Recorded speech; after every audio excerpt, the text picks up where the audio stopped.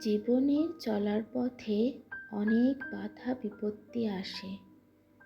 তোমার এমন সময় এত খারাপ পরিস্থিতি থাকবে, তুমি মন থেকে ভাঙতে বাধ্য হবে।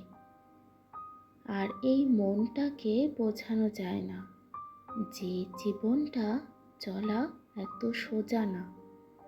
আমাদের জন্ম থেকেই শুরু করে মৃত্যু পর্যন্ত অনেক কষ্ট, বাধা, বিপত্তি সহ্য করতে হয়।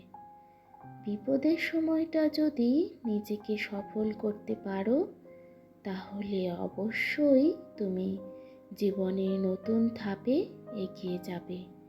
আর এইভাবেই আমরা জীবনের পথে এগিয়ে যাই।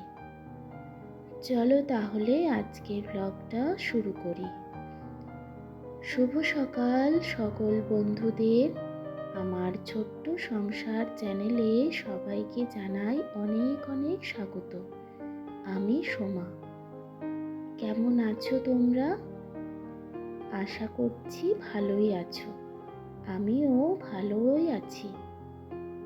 আজ হলো রবিবার, সপ্তাহের একদম শেষ। সকালের ঘর ঝেড়ে মুছে নিয়েছি। এখন রান্নাঘরের বাসন মেজে গ্যাসটাকে পরিষ্কার করে মুছে নিচ্ছি। আর আজকে সকাল থেকে ভালো রোদ দিয়েছে।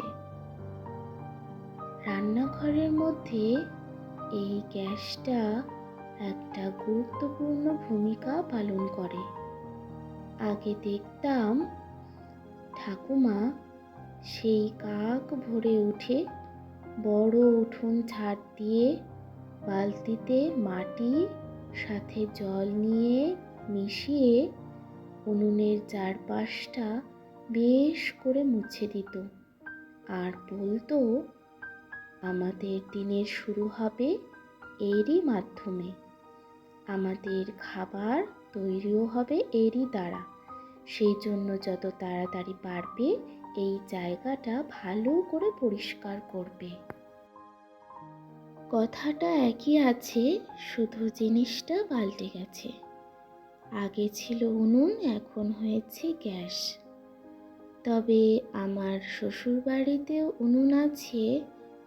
আমি যেহেতু পারি না, তাই গল্পটা এখানেই শেষ করছি। বেশি বাড়িয়ে লাভ নেই। তোমাদের সাথে গল্পটা করতে করতে আমার এদিকে গ্যাস মোছা প্রায় শেষের পথে। নিজের যতটা না যত্ন করি, তার চেয়েও বেশি বোধ হয় এই গ্যাস মুছতে আর বেসিন পরিষ্কার করতেই সময় কাটাই। মাঝে মাঝে আমার নিজেকে দেখে অবাক লাগে। কেন লাগে তা পরের ভিডিওতে অবশ্যই বলবো। আর আজকে সকালে জলখাবারে বানাবো রুটি। রান্নার কোনো তাড়া নেই। এখন রান্নাঘরটা পরিষ্কার হয়ে গেছে। কাপড় কটা কেচে ছাদে দিয়ে তারপরে নিচে এসে স্নান করে পুজোটা করে নেব।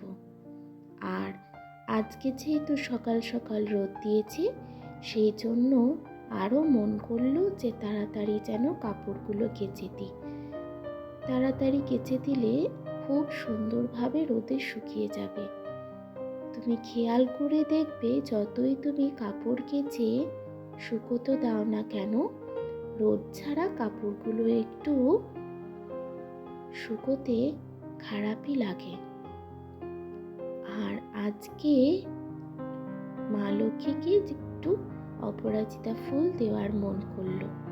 এই কদিন ধরে তোমাদের অপরাজিতা ফুলের গাছটা দেখানো হয়নি। এইবার কিন্তু খুব ভালো আর বেশি বেশি করে ফুল দিচ্ছে। আজকে তো 4টে ফুল দিয়েছিল। আমার তো দেখে ভীষণ মনটা আনন্দ হয়ে গেছে। চলো তাহলে এদিকে ভালোভাবে পুজোটা সেরে ফেলি।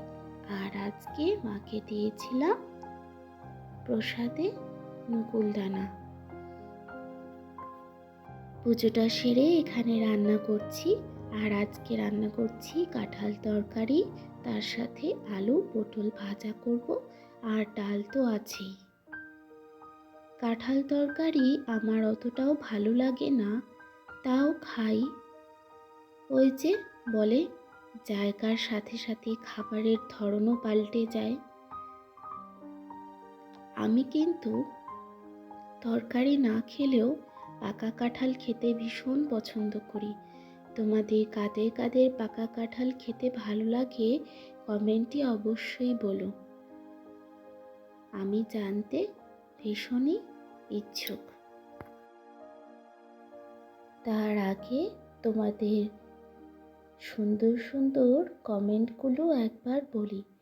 শ্রাবন্তী দিদি ভাই বলেছ যে আজকের ব্লগটা খুব সুন্দর হয়েছে। ধন্যবাদ দিদি ভাই। ভিলেজ লাইফ থেকে বলেছ দিদি ভাই তুমি একটু জোরে কথাগুলো বলবে।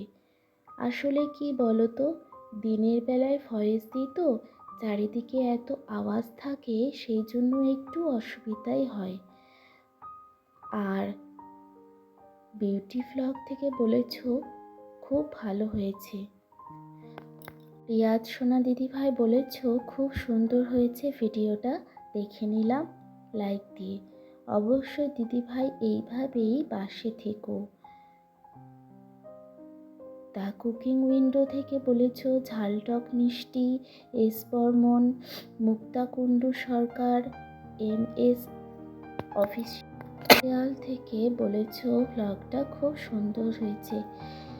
তমালিভর থেকে দিদি ভাই বলেছ আজকের ব্লগটা খুব ভালো লাগলো। অবশ্যই দিদি ভাই এইভাবেই পাশে থেকো তোমরা, আর ভালোবাসা দিও। লিটল থিংস থেকে বলেছ খুব ভালো হয়েছে ব্লগটা। ধন্যবাদ দিদি ভাই। সিথি বিশ্বাস বলেছ অসাধারণ, ভিডিওটা খুব সুন্দর লাগলো। ধন্যবাদ বোন তোমাকে, তুমি এইভাবেই ভালোবাসা দিও আর পাশে থেকো। আমি এদিকে তরকারিটা চাপিয়ে দিয়েছি, তারই ফাঁকে বাসন কটা মেজে নিলাম। আমি সবসময় চেষ্টা করি এইভাবে তরকারিটা চাপিয়ে দিয়ে তারপরে যে বাসনগুলো আছে সেই বাসনগুলো ভালো করে মেজে নেওয়ার চেষ্টা করি। আর আজকে যেহেতু সকালে রুটি বানিয়েছিলাম, সেই জন্য বাসন কটা একটু বেশি হয়ে গেছে।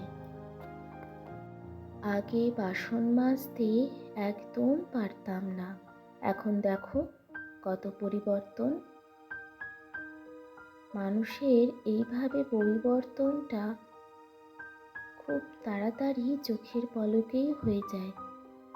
আমরা কিন্তু টেরও পাই না যে কখন আমাদের পরিবর্তনটা হলো।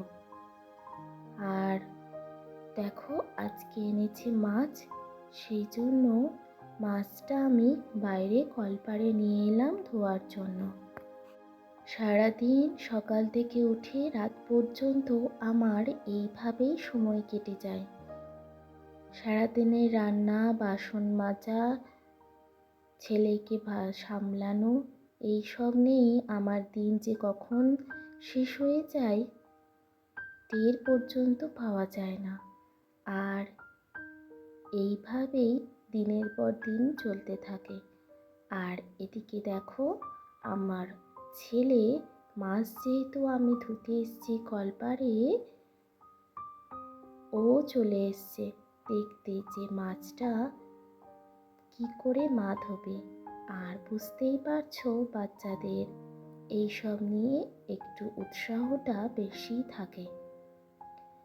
মাছটা কেটে এনেছিল, রান্নাঘরে ধুলেই পারতাম, কিন্তু কি বলো তো, মাছ জিনিস তো বাইরে একটু কলপাড়ে ভালোভাবে পরিষ্কার করে ধুয়ে নেওয়াটাই ভালো। রান্নাঘরে ধুতে আমার কেমন যেন একটু লাগলো, সেই জন্য সবসময় আমি চেষ্টা করি কলপাড়ে ধোয়ার। আর এখন বিকেলবেলা আমরা এসেছিলাম একটু দোকানে, ফোনটা চার্জ হচ্ছিল না ঠিক করতে। তা চলো আজকের ভিডিওটা কেমন লাগলো। আর বসেছি আইসক্রিম খেতে। আজ তাহলে আসি, টাটা।